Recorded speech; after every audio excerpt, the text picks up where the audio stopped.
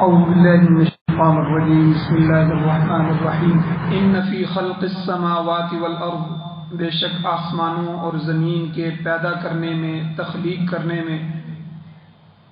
واختلاف اللیل والنہار، اور دن اور رات کے اختلاف میں، آنے جانے میں، والفلک التی، اور ان کشتیوں میں، تجری فی البحر، جو چلتی ہیں سمندروں میں،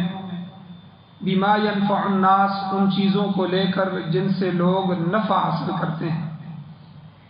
وما انزل اللہ من السماء من ماء، اور وہ جو اتارا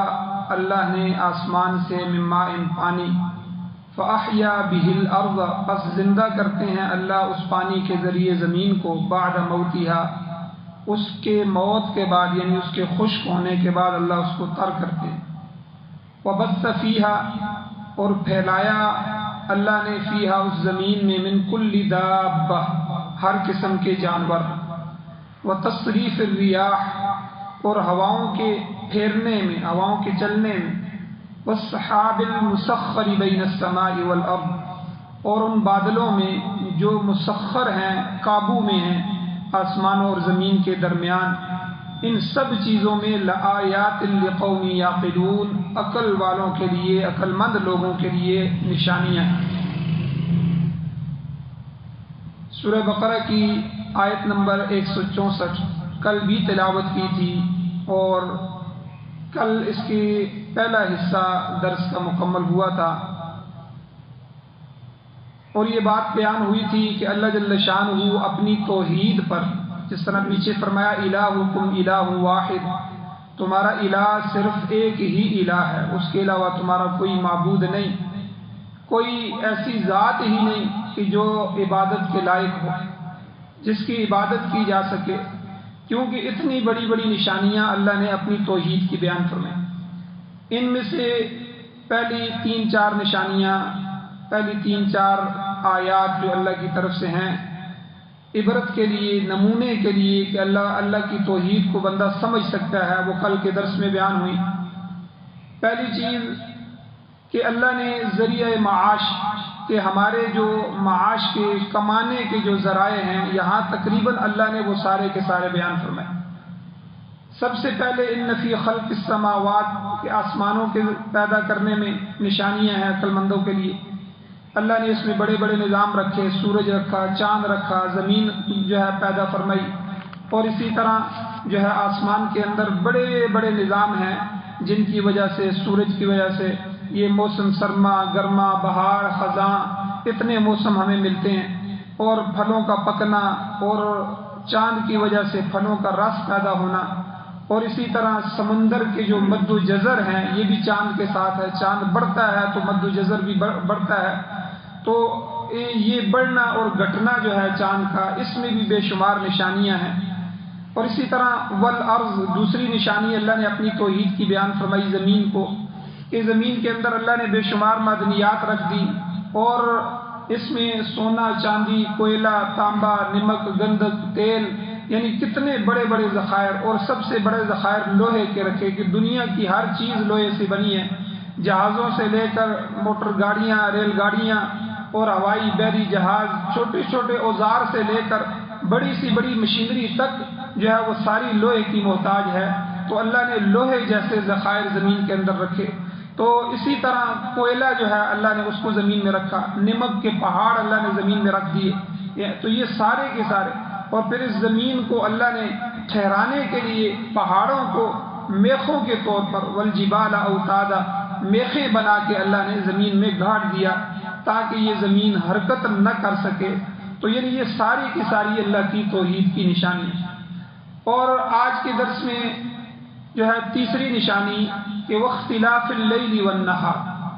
اللہ فرماتے ہیں شب و روز کا جو تغیر اور تبدل ہے، یہ بھی میری قدرت الہی کی نشانی ہے، اور اتنی واضح نشانی ہے کہ ہر بندہ اس کو روز دیکھتا ہے۔ دن آیا ہے تو رات چلی گئی، رات آئی ہے تو دن غائب ہو گیا، تو یہ اللہ کی طرف سے بڑی بڑی نشانیاں ہیں جو اللہ نے یہاں بیان فرمائی ہیں، اور عقل مند لوگ سمجھتے ہیں کہ دن رات کی تبدیلی میں اللہ تعالیٰ نے انسان کے لیے کس قدر منافع اور منفعت رکھ دی ہے۔ دن کے وقت انسان کام کاج کر کے اپنی روزی پیدا کرتا ہے، اپنی ضرورت پوری کرتا ہے، پھر جب دن بھر کے کام سے تھک جاتا ہے تو آرام کی ضرورت محسوس کرتا ہے۔ اللہ تعالیٰ نے اس کے آرام کے لیے رات بنا دی، وَجَعَلْنَا اللَّيْلَ لِبَاسًا، اللہ کہتے ہیں ہم نے رات کو بنایا ہے لباس۔ تو تھک جاتا ہے انسان تو آرام کرتا ہے، اللہ تعالیٰ نے اس کے آرام کے لیے اور سکون کے لیے جو ہے تاکہ اگلے دن کی جو مشقت ہے اس کے لیے پھر وہ کمر بستہ ہو جائے، پھر اس کے لیے آسانی ہو جائے۔ تو اگر ہمیشہ ہمیشہ دن رہتا یا ہمیشہ رات چھائی رہتی تو گزر اوقات میں کس قدر مشکلات ہمیں پیش آتی۔ اللہ سورہ یاسین میں فرماتے ہیں وَآیَةٌ لَهُمُ اللَّیْلُ، کہ اس کی نشانیوں میں سے ایک نشانی رات ہے، نَسْلَخُ مِنْهُ النَّهَارَ، اللہ کہتے ہیں ہم اس میں سے دن کو کھینچ لیتے ہیں۔ رات میں جو ہے جب رات آنا شروع ہوتی ہے تو دن کو ہم شام کو کھینچ لیتے ہیں، فَإِذَا هُمْ مُظْلِمُونَ، اچانک تھوڑی دیر میں وہ جو ہے اندھیرے میں چلے جاتے ہیں۔ تو یہ کون ذات ہے کہ جو اس طرح کر رہی ہے کہ سورج کو ڈبو دیتی ہے اور رات کو جو ہے وہ ہمارے لیے بنا دیتی ہے، اور پھر رات میں سے صبح جب ہوتی ہے تو آہستہ آہستہ ابھی سورج نہیں نکلا ہوتا لیکن اس سے پہلے ہی صبح کی سفیدی آ جاتی ہے، جو یہ نشانی ہوتی ہے کہ اب جو ہے دن شروع ہونے والا ہے۔ تو اس لیے اللہ کہتے ہیں یہ دن اور رات، واختلاف اللیل والنہار، یہ بھی ہماری نشانیوں میں سے۔ اور سورہ قصص میں اللہ جل شانہ فرماتے ہیں کہ ان جعل اللہ علیکم اللیل سرمدا، اگر اللہ کی ذات تمہارے اوپر رات کو سرمدن ہمیشہ کے لیے الی یوم القیامہ، قیامت کے دن تک اللہ جو ہے اگر رات کو چھا دے تمہارے اوپر، جو ہے رات قائم کر دے تمہارے اوپر، من الہ غیر اللہ، اللہ کے علاوہ کون الہ ہے، یأتیکم بضیاء، جو تمہارے اوپر روشنیوں کو لے کے آ جائے۔ تو یعنی اللہ گویا کہ چیلنج کر رہے ہیں کہ یہ رات دن کا اختلاف اللہ کی نشانیوں میں سے ہے، اور اگر اللہ یہ فیصلہ کر دیں کہ تمہارے اوپر رات ہی رات رکھنی ہے تو کوئی ہے ایسا الہ، اللہ کے سوا کوئی معبود ایسا ہے تمہارا جن کو اللہ کے ساتھ شریک ٹھہراتے ہو کہ وہ تمہارے اوپر روشنی کو لے آئے؟ کوئی نہیں ہے اللہ کی ذات کے علاوہ۔ تو اس لیے یہ تیسری نشانی اللہ نے یہاں اپنی توحید کی رات دن کے اختلاف کو بیان فرمایا۔ آگے اللہ نے چوتھی نشانی فرمائی والفلک التی تجری فی البحر بما ينفع الناس، دریا اور سمندروں میں چلنے والی کشتیاں اور بڑے بڑے جہاز، بما ينفع الناس، وہ ان چیزوں کو لے کر چل رہے ہیں جن سے لوگ فائدہ اٹھاتے ہیں۔ ہزاروں کنٹینر ایک ملک سے چلتے ہیں، کہاں مغرب سے چلتے ہیں، وہاں کی چیزیں مشرق میں پہنچ رہی ہیں، مشرق کی چیزیں مغرب میں پہنچ رہی ہیں، ٹھیک ہے، بڑی بڑی جو ہے جہاز اور بڑی بڑی جو ہے کشتیاں وہ سمندروں میں چل رہی ہیں۔ تو اللہ کہتے ہیں یہ ایسی چیزیں ہیں جن میں عقل و شعور رکھنے والے لوگوں کے لیے نشانی ہے۔ دریائی اور سمندری جو راستے ہیں آج بھی زمانہ قدیم سے بھی نقل و حمل کے معروف راستے ہیں، لیکن جو دنیا نے ترقی کی ہے ان ذرائع میں اور خواہ ترقی ہوئی ہے۔ تو آپ دیکھیں بادبانی کشتیاں تھی، پہلے چھوٹی چھوٹی کشتیاں ہوتی تھی اور پھر بڑی کشتیاں آئیں، پھر ان کے ساتھ بڑے بڑے پردے ہوتے تھے، وہ ہواؤں کے ساتھ چلتی تھی، ٹھیک ہے، اس وقت کوئی ایسی ان کا ذریعہ نہیں تھا۔ پھر وہاں سے بڑے بڑے مالدار جہاز جو ہیں، مال بردار جہاز مرز وجود میں آئے، اور پھر انسان کو اللہ نے ترقی دی تو بڑے بڑے جہاز جو انجنوں سے چلنا شروع ہوئے، جو ہے ایندھن سے چلنا شروع ہوئے، پھر جو ہے جو پٹرول اور تیل سے چلنا شروع ہوئے، اور آج جو ہے وہ سمندروں کے سینوں کو چیر کر ایک جگہ سے دوسری جگہ جاتے ہیں۔ تو اللہ لاکھوں ٹن مال ایک جگہ سے دوسری جگہ ان کے ذریعے منتقل کیا جا رہا ہے۔ خشکی اور ہوائی ذرائع کی نسبت بحری جو ذرائع ہیں وہ آج بھی بڑی اہمیت رکھتے ہیں۔ جو ہے اگر ہوا کے ذریعے سے جو ہے ہوائی جہاز کے ذریعے سے یہی چیز اگر دوسرے ملکوں میں لے جاتی تو یہ مہنگی بھی ہے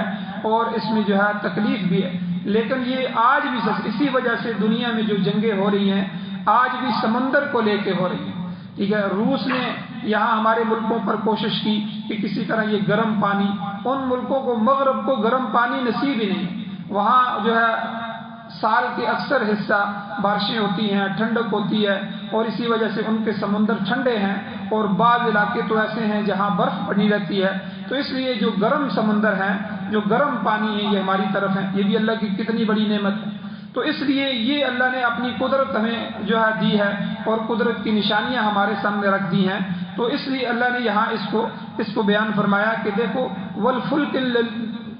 التی تجری، ان کشتیوں کو، ان جہازوں کو، ان بڑی بڑی بحری جہازوں کو دیکھو کہ جو تجری فی البحر، سمندر کے اندر چل رہی، تو یعنی کون چلا رہا ہے کہ ان کا زاویہ بھی برابر نہیں ہے اور ان کا جو ہے بالکل چلنے کا طریقہ بھی برابر نہیں ہے۔ اللہ اس اتنی بڑی جو ہے کشتی کو، اتنے بڑے جہاز کو سمندر میں ٹھہرا رہے ہیں، اور بما ينفع الناس، ان کو لے کر جو ہے وہ سمندروں میں ادھر ادھر جا رہے ہیں۔ تو لاکھوں ٹن وزنی بحری جہاز جو ہے جدید ٹیکنالوجی اور علم ریاضی کے مرہون منت ہیں، مگر ان فنون کی حقیقی ایجاد علماء نے کہا ہے کہ حضرت ادریس علیہ السلام کے ہاتھوں سے ہوئی۔ حضرت ادریس علیہ السلام، ان کو اخنوخ بھی کہا گیا ہے، اخنوخ۔ تو تفسیر مدارک والوں نے لکھا ہے کہ قلم کے ساتھ لکھنے کا سلسلہ بھی سب سے پہلے حضرت ادریس علیہ السلام نے شروع کیا۔ یہ جو قلم سے ہم لکھتے ہیں یہ بھی نبی کی ایجاد ہے، اور کپڑے سینے کا جو ہنر ہے یہ بھی سب سے پہلے جو ہے حضرت ادریس علیہ السلام کی ایجاد ہوئی، اور مشینری بھی جو ہے ان کے ہاتھوں سے ایجاد ہوئی۔ اسی طرح ستاروں سے متعلق جو معلومات ہیں، اور علم حساب ہے، ریاضی کا علم،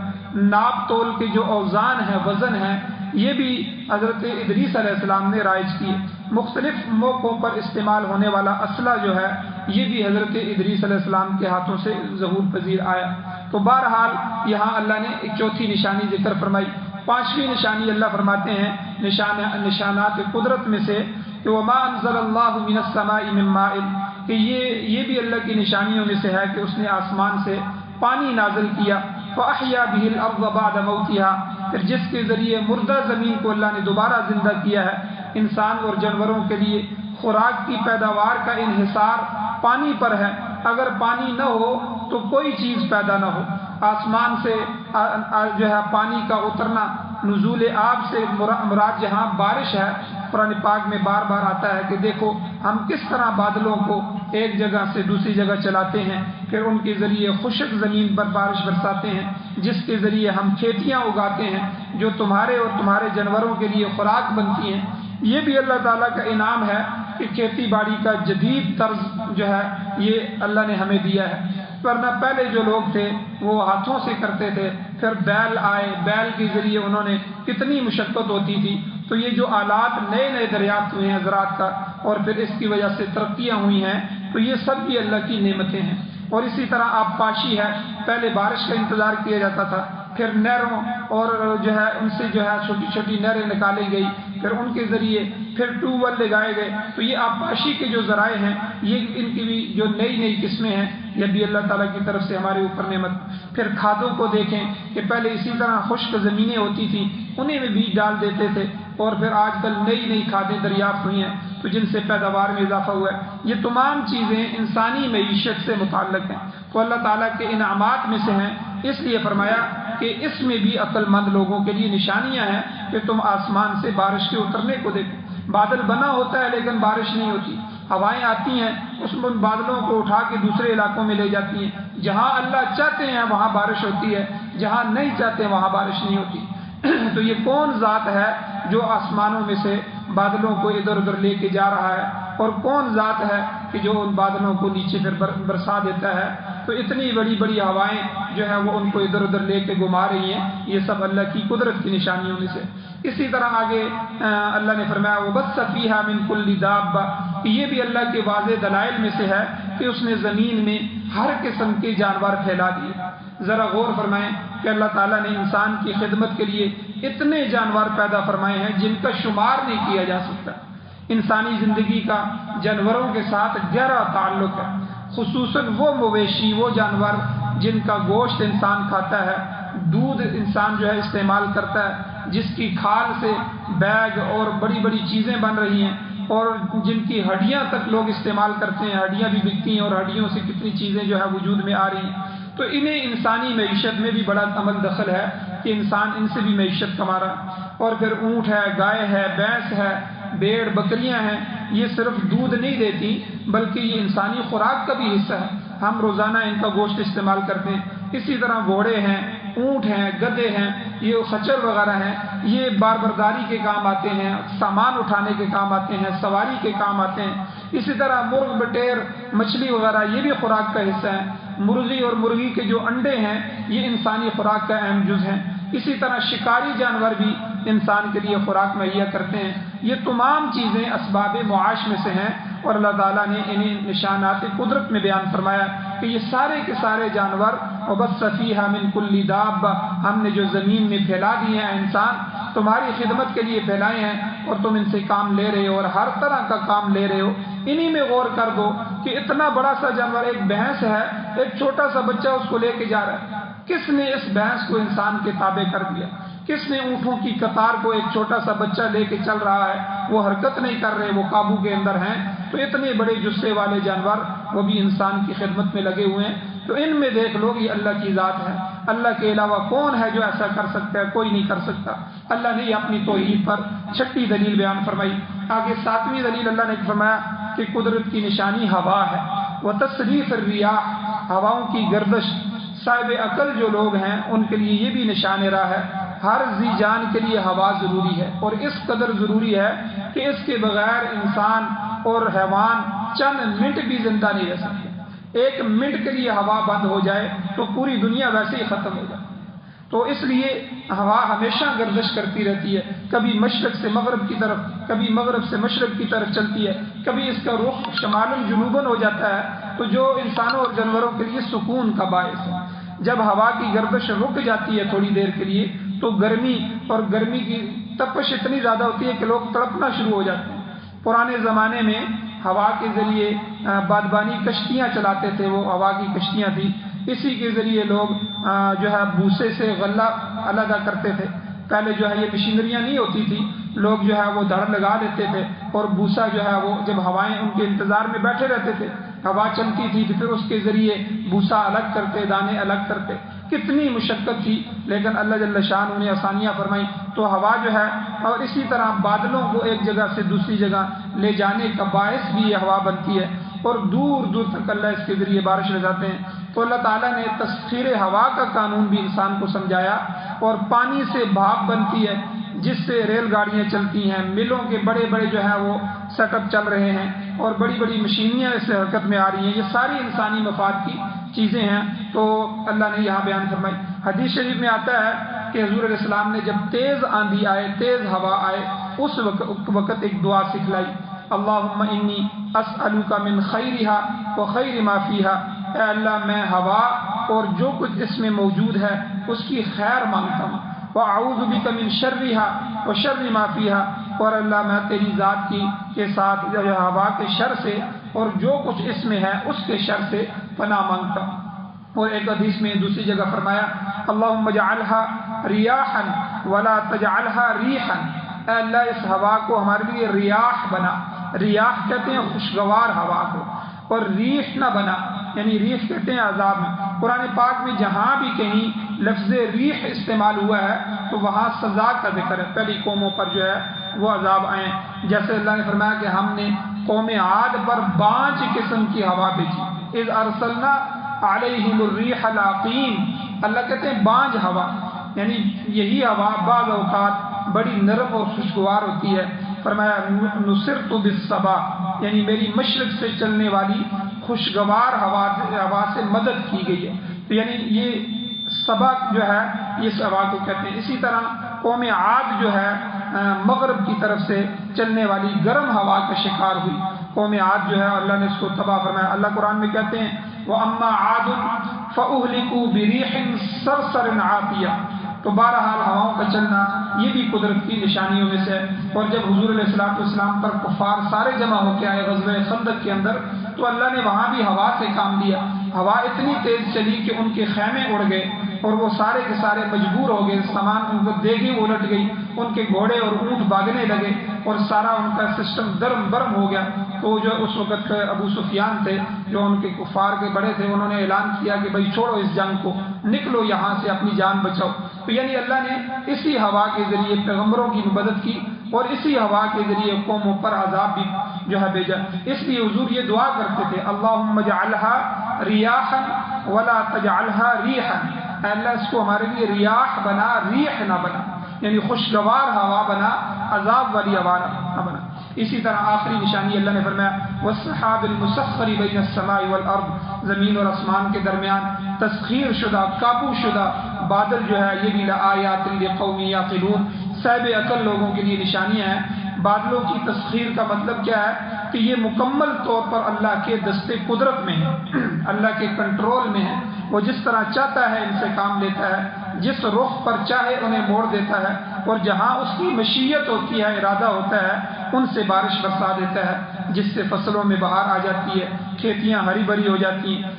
مگر جب انہی بادلوں سے پانی ذرا زیادہ ہونا شروع ہوتا ہے، وافر پانی، جہاں اللہ عذاب بھیجنا چاہتے ہیں، تو بڑے بڑے طوفان جو ہے اس بارش کی وجہ سے آ جاتے ہیں، کتنی جو ہے تباہیاں اور بربادیاں اس بارش کی وجہ سے ہو جاتی ہیں۔ تو اس لیے جب اللہ کا حکم ہوتا ہے تو انہی سحاب مسخر سے اولے برسنے شروع ہو جاتے ہیں، آپ اندازہ لگائیں، اور دیکھتے ہی دیکھتے پکی پکائی فصلیں کوڑے کا ڈھیر بن جاتی ہیں۔ تو یعنی یہ بھی اللہ کی نشانات قدرت میں سے ہے کہ اللہ نے بارشوں کو بنایا، اور یہی بارشیں باعث رحمت بھی ہیں اور باعث زحمت بھی بن جاتی ہیں۔ اسی لیے حضور علیہ الصلوۃ والسلام اللہ سے یہ دعا کرتے تھے، اے اللہ اس بارش کو ہمارے لیے رحمت کی بارش بنا۔ تو بعض دفعہ یہ بارش جو ہے زحمت کی بارش بن جاتی ہے تو لوگوں کو تکلیف ہوتی ہے۔ تو بہرحال یہ تمام چیزیں اللہ کی قدرت اور اس کی وحدانیت کی دلیل ہے۔ یہ تمام چیزیں ممکنات میں سے ہیں اور اللہ تعالیٰ کی پیدا کردہ ہیں، مخلوق ہے اللہ کی، اللہ کے سوائے ان کو پیدا کرنے والا کوئی نہیں ہے۔ یہ تمام چیزیں اپنے جسم، مفاد، اغراض اور بقا میں خود محتاج ہیں اللہ کی، اور اللہ تعالیٰ کی وحدانیت کا ثبوت ہے۔ اس کے ساتھ اللہ تعالیٰ نے اسباب معاش بھی سمجھا دیے۔ یہ تمام چیزیں اس کی قدرت کے نشان ہیں، مگر ان لوگوں کے لیے جو صاحب عقل ہے، اللہ کہتے ہیں لآیات لقوم یعقلون، جو عقل رکھنے والے، سوچنے سمجھنے کی صلاحیت والے، جو لوگ سوچنے سمجھنے کی صلاحیت سے محروم ہیں اور غور و فکر کی اہلیت سے محروم ہیں، ان کے لیے یہ نشان نہیں ہے۔ اور اللہ نے یہاں قدرت کے نشان سمجھائے۔ اور بے وقوف لوگوں کے بارے میں اللہ نے قرآن میں فرمایا یمرون علیہا وہم عنہا معرضون، کہ وہ اللہ کی نشانیوں سے اس طرح گزر جاتے ہیں کہ جیسے وہ غافل ہیں، اس سے اعراض کرنے والے ہیں۔ قدرت کی اتنی بڑی بڑی نشانیاں وہ دیکھ رہے ہیں، اتنی بڑی دلیلیں دیکھ رہے ہیں، لیکن ان پر کوئی اثر نہیں ہے۔ لہذا الہکم الہ واحد، تمہارا خدا ایک ہی خدا ہے۔ یہاں تک تقریباً اللہ نے 8-10 دلائل ایسے بیان فرمائے ہیں کہ عام آدمی بھی اگر ان میں غور کرے تو اللہ کی توحید کو، اللہ کی وحدانیت کو سمجھ سکتا ہے۔ تو گویا کہ اللہ نے اپنی توحید بیان کر کے شرک سے منع کیا کہ میرے ساتھ کسی کو شریک نہ ٹھہراؤ، میرے ساتھ کوئی میرے مقابل اور ند نہ بنا کے لاؤ، اگر ہے تو بتاؤ کون ہے یہ جو بارشوں کو برسانے والا ہے اور ہواؤں کو اور بادلوں کو چلانے والا ہے؟ کون ایسی ذات ہے جس نے آسمان و زمین کی تخلیق کی، بڑے بڑے نظام پیدا کر دیے؟ اگر کوئی ہے تو پھر مجھے بتاؤ، اگر نہیں ہے تو پھر میری توحید پر قائم ہو جاؤ، مجھے اکیلا الہ مانو۔ اللہ جل شانہ سے دعا ہے اللہ ہمیں عمل کی توفیق عطا فرمائے۔ آمین۔ الحمدللہ رب العالمین والعاقبۃ للمتقین والصلاۃ والسلام علی رسولہ النبی الامی الکریم۔ اللهم ربنا آتنا في الدنيا حسنة وفي الآخرة حسنة وقنا عذاب النار۔ یا اللہ ہماری کمیوں کوتاہیوں کو معاف فرمائے، یا اللہ درگزر فرمائے، یا اللہ جب تک زندگی ہو عزت والی وقار والی زندگی نصیب فرمائے، یا اللہ جب بھی موت آئے تو یا اللہ شہادت والی سعادت والی موت نصیب فرمائے، یا اللہ قرآن و سنت سے محبت نصیب فرمائے، قرآن کو سننے سمجھنے عمل کرنے کی توفیق نصیب فرمائے، قرآن و سنت کو بطور آئین، بطور دستور، بطور نظام، بطور ضابطۂ حیات یا اللہ ہماری زندگی میں نافذ فرمائی، یا اللہ ہمارے ملک میں نافذ فرمائی، اسلام کی بہاریں نصیب فرمائی، پوری دنیا میں اپنے نظام کو غالب فرمائیے، باطل نظاموں کو ختم فرمائیے۔ صلی اللہ تعالی علی خیر خلقہ محمد وآلہ وصحبہ اجمعین برحمتہ۔